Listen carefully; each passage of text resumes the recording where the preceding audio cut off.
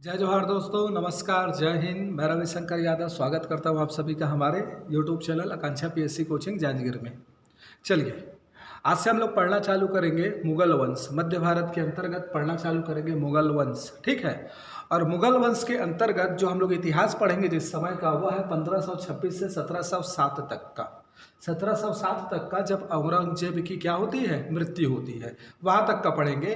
औरंगजेब के बाद जो मुगल शासक हुए हैं वो अपेक्षाकृत कमजोर हो चुके हैं, ठीक है। और नाम मात्र का शासन चल रहा है थोड़ा बहुत क्षेत्रों में। तो इसके बाद के जो शासक हुए हैं उसका जो इम्पोर्टेंट है उसको हम लोग समय के साथ आधुनिक भारत में इस्तेमाल करेंगे। जहाँ जहाँ उनका नाम आएगा प्रयोग कर लेंगे। मुख्यतः जो पढ़ना है वो कहाँ तक पढ़ना है, औरंगजेब तक।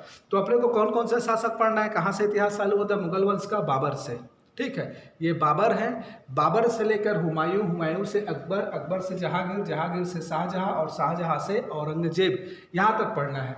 इसी बीच में हुमायूं के शासनकाल में क्या आता है, शेर शाह सूरी आता है, ठीक है। शेर शाह सूरी, और ये सूर्यवंश की स्थापना करता है। तो सूर्यवंश या शेर शाह सूरी के बारे में थोड़ा सा जानना है, ठीक है। चलिए स्टार्ट करते हैं हम लोग, और हम लोग बात करते हैं सबसे पहले बाबर की।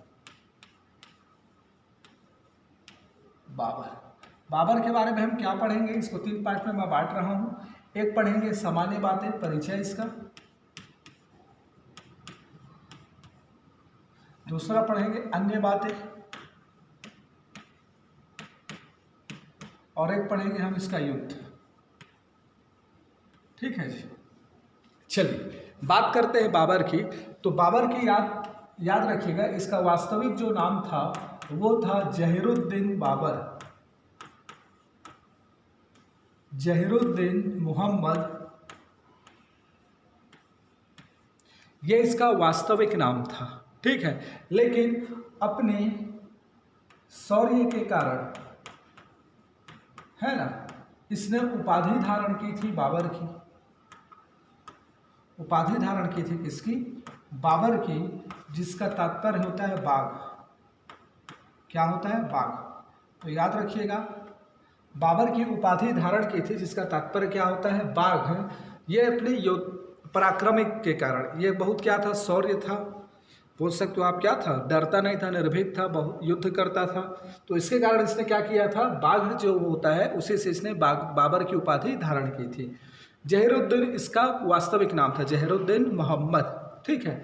अब यहाँ पर याद रखिएगा, ये चगताई वंश का था, तुर्क के चगताई वंश का था। तुर्क में क्या की थी इसने, चगताई वंश की स्थापना की थी, याद रखिएगा। तो चगताई वंश से संबंधित था तुर्क के। आगे याद रखिएगा एक बात, ये पिता की ओर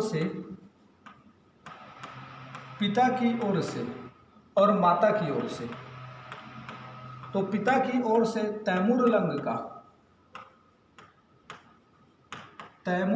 का पांचवा वंशज था,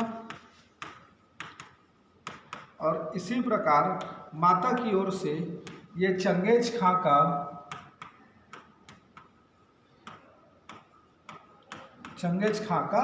14वां वंशज था, ठीक है। तो जहीरुद्दीन मोहम्मद इसका वास्तविक नाम था। और साथ में क्या बोल रहा हूँ, बाबर की उपाधि धारण की थी अपने पराक्रम या शौर्यता के कारण, ठीक है। और दूसरी तरफ ये क्या, चगताई वंश का था, और साथ में माता की ओर से चंगेज खां का 14वां और पिता की ओर से तैमूर लंग का 5वां वंशज था। मतलब इसमें चंगेज खां और तैमूर दोनों के रक्त का मिश्रण था ये, ठीक है, दोनों की क्वालिटी इसमें थी, ठीक है। चलिए तो याद रखिएगा थोड़ा सा ये बात। काबुल में हम देखें कि लास्ट वीडियो में इब्राहिम लोदी के समय कि ये क्या कर रहा था, काबुल में शासन कर रहा था, और काबुल से इसको आमंत्रित किया गया, कहाँ, आओ भाई आक्रमण करो करके, दौलत खां लोदी के द्वारा, ठीक है। दौलत खां लोदी के द्वारा इसका आक्रमण किया गया। दौलत खां लोदी, है ना, तो इसके बारे में हम लोग जानते हैं थोड़ा सा। चलिए, तो सामान्य बातें के अंतर्गत इतना याद रखना है, और प्लस आपको क्या, अब युद्ध देखते हैं हम लोग। युद्ध की यदि बात किया जाए तो इसका युद्ध में अपने को 4 युद्ध पढ़ना है। एक आपको पढ़ना है क्या, पानीपत का प्रथम युद्ध। दूसरा पढ़ना है खानवा का युद्ध। तीसरा पढ़ना है चंदेरी का युद्ध। और चौथा पढ़ना है आपको क्या, घाघरा का युद्ध। तो याद रखिएगा कौन कौन सा युद्ध, पानीपत, खानवा, चंदेरी और घाघरा का युद्ध, पानीपत का प्रथम युद्ध। ठीक है, अब हम बात करते हैं पानीपत का प्रथम युद्ध की, जो बहुत इंपॉर्टेंट है। पानीपत का प्रथम युद्ध, ठीक है, तो अपने को ये 4 युद्ध पढ़ना है बाबर के युद्ध के अंतर्गत। पानीपत का प्रथम युद्ध, खानवा का युद्ध, चंदेरी का युद्ध और घाघरा का युद्ध। तो चलिए पानीपत के प्रथम युद्ध की बात करते हैं, है ना। देखो पानीपत का प्रथम युद्ध हम जानते हैं कि युद्ध किसके किसके बीच हुआ था। ये युद्ध हुआ था आपका बाबर और इब्राहिम लोदी के युद्ध। ठीक है, तो याद रखिएगा इस युद्ध में बाबर ने तुगलमा पद्धति का इस्तेमाल किया। तुगलमा पद्धति से युद्ध लड़ा। ठीक है, साथ में बोला जा रहा है तुगलमा पद्धति से युद्ध लड़ा, और साथ में याद रखिएगा सर्वप्रथम तोपों का प्रयोग किया गया भारत में। सर्वप्रथम तोपों का प्रयोग किया गया। इस तोपों को सजाने के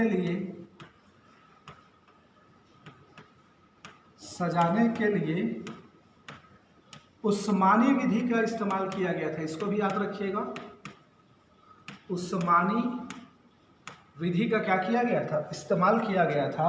और साथ में इन तोपों का जो संचालन करता था, इसका भी नाम याद रखिएगा। तोपों का संचालन कौन कर रहा था, तो यहाँ पर था उस्ताद अली,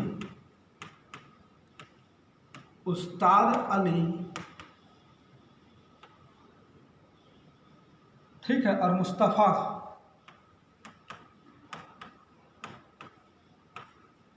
हाँ, तो याद रखिएगा इस तोपों का संचालन कौन कर रहा था, उस्ताद अली और मुस्तफ़ा खां। तो इस युद्ध में क्या हुआ था, बाबर विजयी हुआ था, और विजय होने के बाद क्या किया, मुगल वंश की स्थापना की। और इब्राहिम लोदी जो था यह क्या हुआ, इस युद्ध में मारा गया, दिल्ली सुल्तान का प्रथम था। ठीक है, तो इतना आपको याद रखना है। चलिए अब ये पानीपत का प्रथम युद्ध हुआ, जिसका समय क्या है आपका 1526 में। तो 1526 में पानीपत का प्रथम युद्ध हुआ था बाबर और इब्राहिम के बीच। तुगलमा पद्धति से युद्ध लड़ा गया। सर्वप्रथम तोपों का प्रयोग हुआ। तोपों को सजाने के लिए क्या, उस्मानी विधि का प्रयोग किया गया था, और तोपों का संचालन उस्ताद अली और मुस्तफ़ा का कर रहे थे। इतना याद रखिएगा थोड़ा। ठीक है, आगे आते हैं हम लोग, बात करते हैं अब हम लोग खानवा का युद्ध।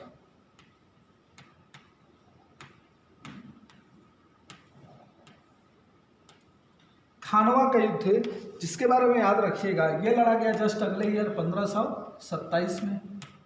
और खानवा के युद्ध के बारे में इतना याद रखिए कि ये युद्ध लड़ा गया बाबर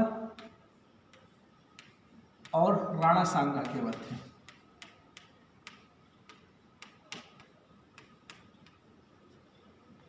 बाबर विजयी रहा।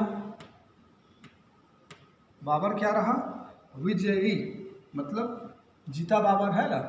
तो बाबर क्या रहा, विजयी रहा। और विजयी के पश्चात इसने गाजी की उपाधि धारण की। क्या उपाधि धारण की, गाजी की उपाधि धारण की। अच्छा, ऐसी उपाधि से लेकर एक और बात है, इसको थोड़ा समझिए। ये जो मैं बताया हूँ, इस युद्ध में क्या हुआ था, बाबर ने क्या किया था, अपार धन प्राप्त हुआ था। अपार धन क्या हुआ था, प्राप्त हुआ था। और ये जो धन प्राप्त हुआ था, इस धन प्राप्त से 2 काम किया था। ठीक है, एक तो धन का क्या किया, बंटवारा किया। क्या किया, बंटवारा किया। तो इस बंटवारे में क्या हुआ था, हुमायूं को कोहिनूर का हीरा प्राप्त हुआ था। हुमायूं को क्या हुआ था, कोहिनूर का हीरा प्राप्त हुआ था। और दूसरा चीज, ये जो बंटवारा हुआ था, इसी धन से, मतलब जो धन प्राप्त हुआ था, इसी धन से इसने काबुल के व्यक्तियों को क्या किया था, काबुल के प्रत्येक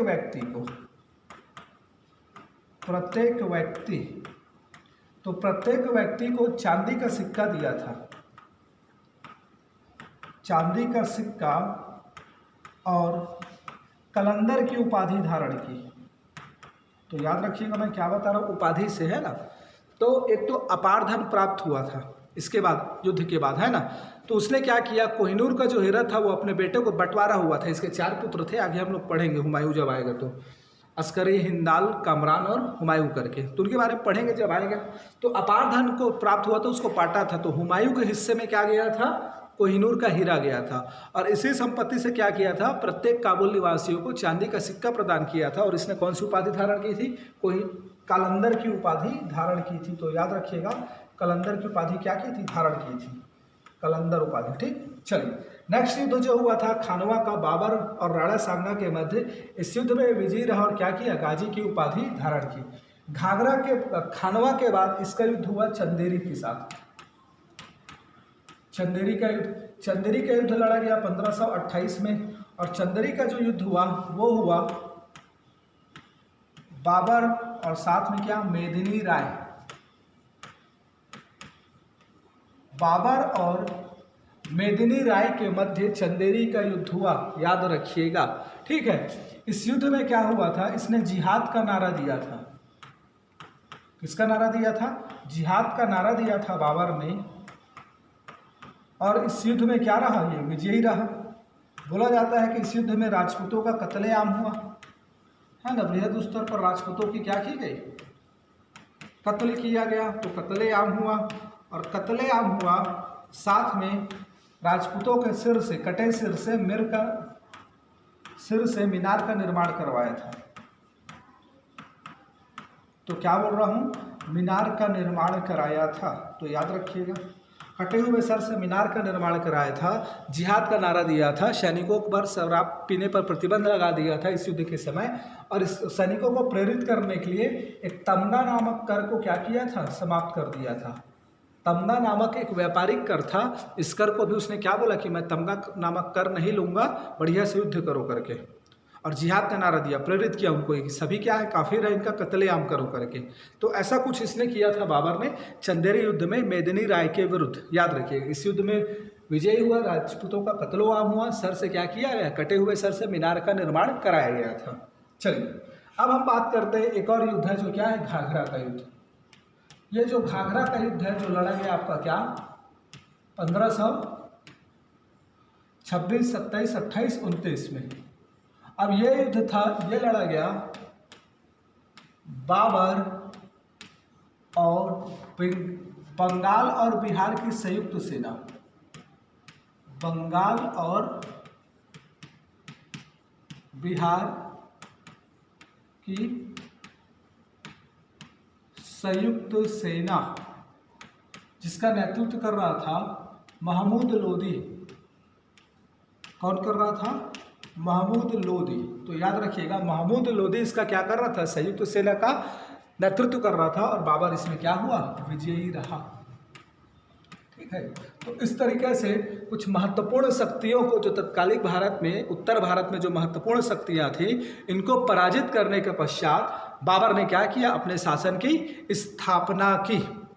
बात याद रखिएगा। अब 1530 की जो घटना है, 1530 में क्या हुआ, इसकी मृत्यु होती है। अब मृत्यु के समय 3 पॉइंट याद रखिएगा। इसकी अंतिम इच्छा थी कि इसका मकबरा कहाँ बने, काबुल में बने। तो आगरा में कुछ समय के लिए इसके शव को रखा गया, उसके बाद इसके मकबरे का निर्माण, मतलब ऐसा भी बोला जाता है कि पहले इसका आगरा में दफनाया गया था और बाद में इसका अस्थियों को निकाल कर ले गया और काबुल में इसकी क्या की गई, मकबरा का निर्माण किया गया। दूसरा भी बोला जाता है कि कुछ समय के लिए, 2-4 दिन के लिए शव रखा गया, 2 दिन के लिए, और उसके बाद इसके शवों को ही क्या ले गए, काबुल ले गए और वहाँ मकबरे की निर्माण की गई। तो जो भी बात हो, आपको याद रखना है कि इसकी अंतिम इच्छा थी। इसकी इच्छा क्या क्या थी, तो इसका मकबरा कहाँ बने, मकबरा काबुल में बने। तो याद रखिएगा, इसकी पत्नी मुबारक बीवी ने क्या किया था, इसका काबुल में मकबरे का निर्माण कराया। दूसरा चीज़ इसका इच्छा थी कि साम्राज्य जो है ये क्या हो, चारों पुत्रों में बंट जाए। चारों पुत्रों में क्या हो, साम्राज्य का विभाजन हो।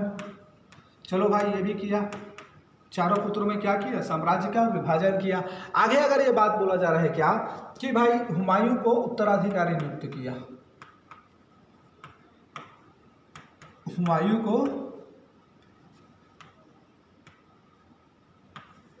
उत्तराधिकारी नियुक्त किया। तो इस प्रकार से क्या हुआ, फिर 1530 से लेकर 1555 तक हुमायूं आएगा। अब हम बात करते हैं, थोड़ा सा मैं स्टार्टिंग में बताया हूं कि अपने को पढ़ना क्या है बाबर में। तो बाबर की यदि हम बात कर रहे हैं तो बाबर में देखिए क्या क्या पढ़ना है, एक मिनट ना जस्ट। तो इस तरीके से हमने देखा कि बाबर का क्या हुआ, इस प्रकार से बाबर ने युद्ध लड़ा। अब हमने देखा कि क्या बाबर में अपने को पढ़ना क्या था, सामान्य बातें, युद्ध और क्या अन्य बातें। तो अन्य बातें में कुछ बातें जानेंगे हम लोग। आइए देखते हैं, उसको थोड़ा इंपॉर्टेंट है वो भी। अन्य बातें, तो अन्य बातें में सबसे पहले आपको याद रखना है बाबरनामा। बाबरनामा या तुजुक ए बाबरी।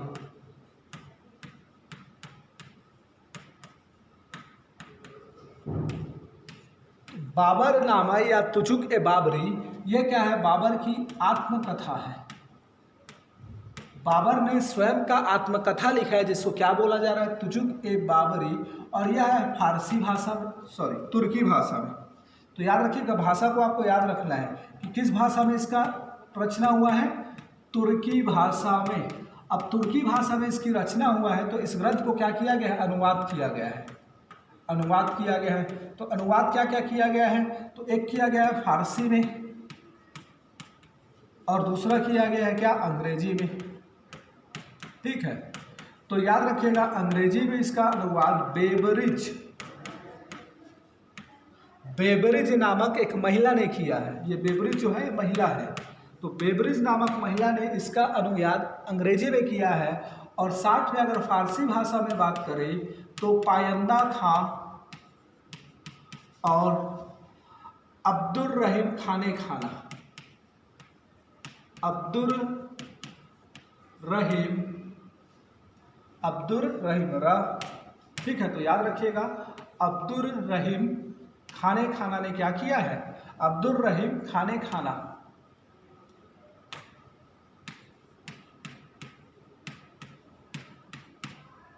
खाना ने क्या किया है, इसका अनुवाद किया है। इसमें बाबर ने दिल्ली, बंगाल, मालवा, गुजरात और बम्हनी, साथ में मेवाड़ और विजयनगर साम्राज्य।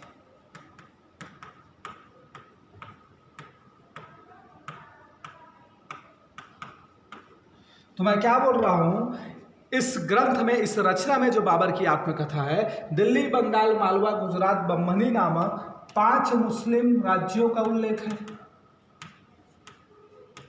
5 मुस्लिम राज्यों का उल्लेख है, साथ में 2 हिंदू राज्यों का उल्लेख है। कौन कौन सा, मेवाड़ और विजयनगर साम्राज्य। और इस विजयनगर साम्राज्य के शासक कृष्णदेव राय को तत्कालिक भारत का शक्तिशाली शासक कहा है। तत्कालिक भारत का क्या कहा है, शक्तिशाली शासक बाबर ने बोला है। ठीक है, अपने इस आत्मकथा में। ठीक, साथ में यदि बात किया जाए तो याद रखिएगा इसमें बाबर ने भारत की जलवायु का भी उल्लेख किया है। भारत की किसकी, जलवायु का उल्लेख किया है। साथ में बाबर ने बोला है कि यहाँ के लोग मरना जानते हैं, मरना नहीं, मरना जानते हैं, मारना नहीं जानते। मतलब भारतवासी कैसे हैं, तो इनको सिर्फ मरना आता है, मारना नहीं आता, ऐसा इसने अपने आत्मकथा में लिखा है। तो याद रखिएगा ये जो आत्मकथा है बाबर की बहुत इंपॉर्टेंट है। ठीक है, क्या क्या बोला, सबसे पहले तुजुक ए बाबरी आत्मकथा स्वयं तुर्की भाषा में लिखा है। किसने अनुवाद किया है, नाम याद रखिएगा, पायंदा, और साथ में क्या, अब्दुर रहीम खाने खाना। अंग्रेजी में बेबरिज नामक एक महिला ने किया है। और इसमें उल्लेख क्या है, तो 5 मुस्लिम राज्यों का, 2 हिंदू राज्यों का। सर्वाधिक शक्तिशाली किसको बोला गया है, विजयनगर साम्राज्य के शासक कृष्णदेव राय को, उसको सर्वाधिक शक्तिशाली बताया है। साथ में भारत की जलवायु, नदियों पहाड़ों का उसने उल्लेख किया है, बोला है कि भारत में सिर्फ नदियां पहाड़ है, ऐसा टाइप से प्रकृति प्रेमी था बाबर, है ना, याद रखिएगा थोड़ा। और साथ में इसने क्या बोला है कि यहाँ के लोग को मरना आता है, मारना नहीं आता है। ठीक है, तो इस बात को थोड़ा सा याद रखिएगा, जो क्या हो गया आपका अन्य बातें। अब इसके अलावा यदि बोला जाए तो बोला जाता है बाबर के बारे में कि इसने क्या किया था भाई, तो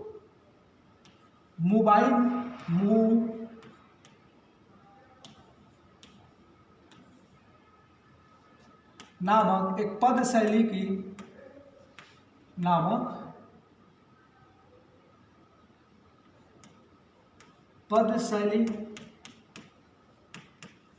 एक नया पद शैली निर्मित किया, जिसको मोबाइल कहा गया। ठीक है, तो मोबाइल नामक पद शैली निर्मित किया। ठीक है,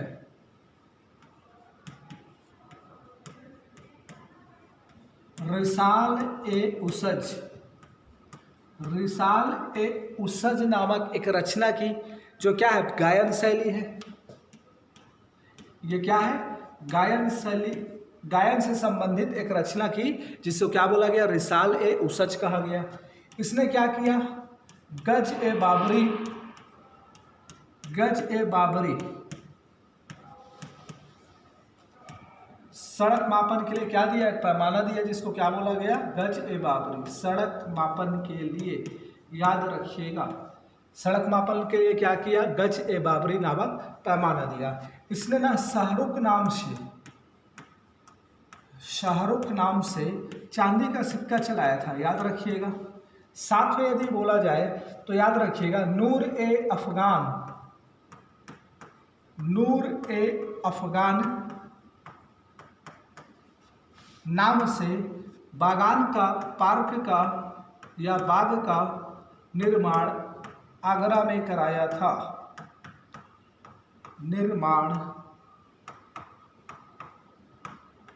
आगरा में कराया था, तो थोड़ा सा याद रखिएगा कि आगरा में इसने क्या कराया था, नूर ए अफगान नामक बाग का निर्माण कराया था। ठीक है, तो ये आपका क्या हो गया, इतना कुछ थोड़ा सा जानना था आपको इसके बारे में। हाँ, एक और चीज,